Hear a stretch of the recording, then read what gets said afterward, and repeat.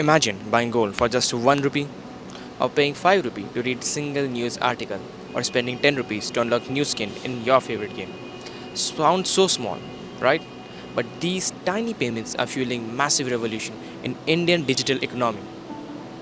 Today we are diving into the world of microtransactions, the small but mighty payments that are shaping our future and transforming how Indians pay and play in and participate in digital world. Before we get into it, I'm Shin Shrimali, a marketing student studying in New York City. And on this channel, I break down AI, business, and culture shift shaping our future from a Gen Z perspective. If you're new here, hit that subscribe button and drop a like and join our curious community at curiousstationblog.com.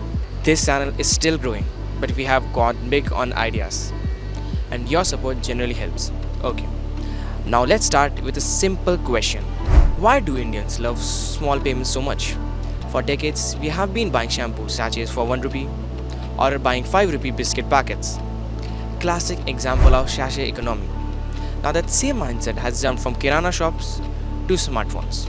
I often find myself spending $20 on chocolates or chips without even realizing how it adds up over. And that's the magic of microtransactions and sometimes the trap. In India's digital economy, microtransactions, small payments, often just few rupees, have becoming a big deal.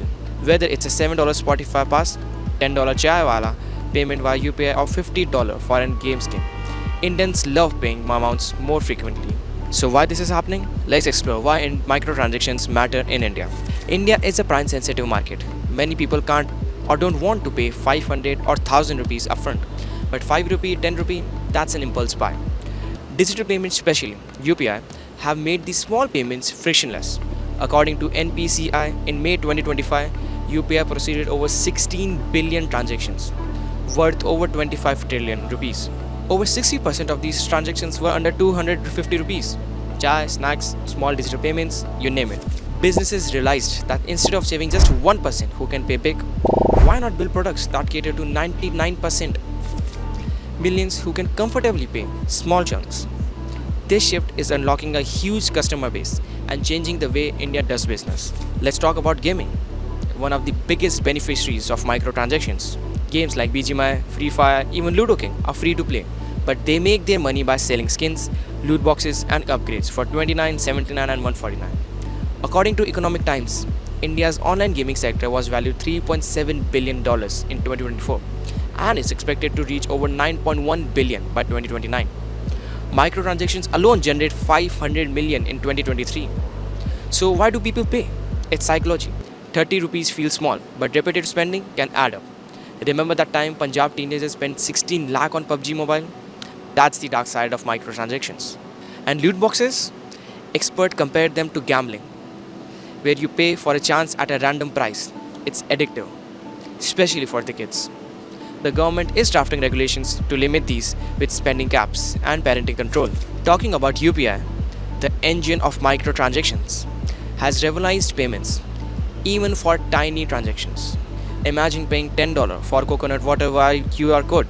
Thanks to the government subsidies, transactions under 2000 are free for merchants. That's the reason you see every street vendor now proudly displays their UPI QR code. Even apps like Paytm and PhonePe offer 1 rupee or 5 rupee scratch cards to incentivize microtransactions.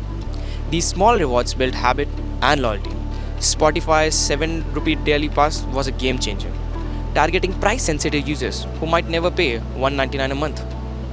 OTT apps like Hotstar and news platforms like Times of India Plus are experimenting with similar daily or weekly payments. For consumer, it's affordable. For business, it expands their funnel.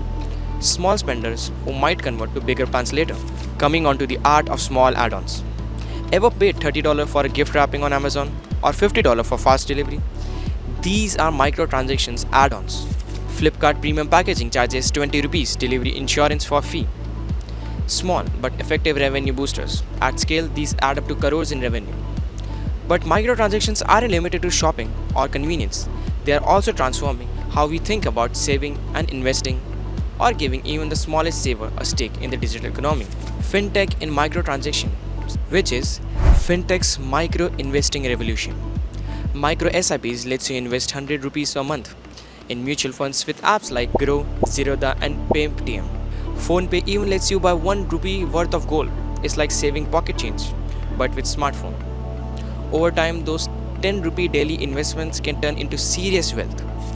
BCG predicts that Indian digital repayments market will reach over $10 trillion by 2026. Microtransactions are a big part of this growth. Coming on to social media and tipping culture. Platforms like YouTube, Superchat and Instagram badges lets fan tip creators, starting with just rupees 20. Indian creators like Ajit Bharti has earned over 14,000 in just single live stream through microtransactions. ShareChat and Polo Live are also ranking in crores through virtual gifts like 10 rupee roses and $20 hearts. Now that we have understood the benefits of microtransactions, now it's very important to look into the ethical gray zone. Microtransactions are convenient, but they can also be addictive. It's very easy to spend 10 rupees repeatedly without even realizing you have crossed 1000 rupees. Kids often rack up billings on in-app purchases. Transparency is another issue. Many apps hide the real cost behind the confusing menus. Loot boxes don't disclose the number of odds they'll get. RBI is working on regulations to protect users, especially minors. Alright, enough of negative side. Here's what I think the future will be. From 5G to CBDC, India's digital economy is booming. BCG estimates digital payments will make up to 65% of all payments by 2026. 5G will supercharge microtransactions, enabling everything from paying per minute for EV charging to real-time payments in the metaverse. Even RBI's digital rupee is designed with microtransactions in mind, allowing offline payments in remote areas. The future is truly micro. So microtransactions are transforming India's economy by making payments accessible, convenient, and frictionless. They are creating new business models and empowering millions to participate in India's digital economy. But they also bring challenges: additive spending, lack of transparency, and data privacy concerns. It's up to regulators to ensure the innovation doesn't outpace consumer protection. In the end, it's not about 1 rupee or 10 rupee, it's about trust. And the trust is in the real currency of India's digital revolution. If you found this video helpful, hit that like button and share with your friends. And don't forget to subscribe for more deep dives into India's digital economy. And tell me in the comments, what's the smallest digital payment you have ever made? And I'd love to know. Until next time, stay curious, keep exploring, 1 rupee at a time. Thanks for watching.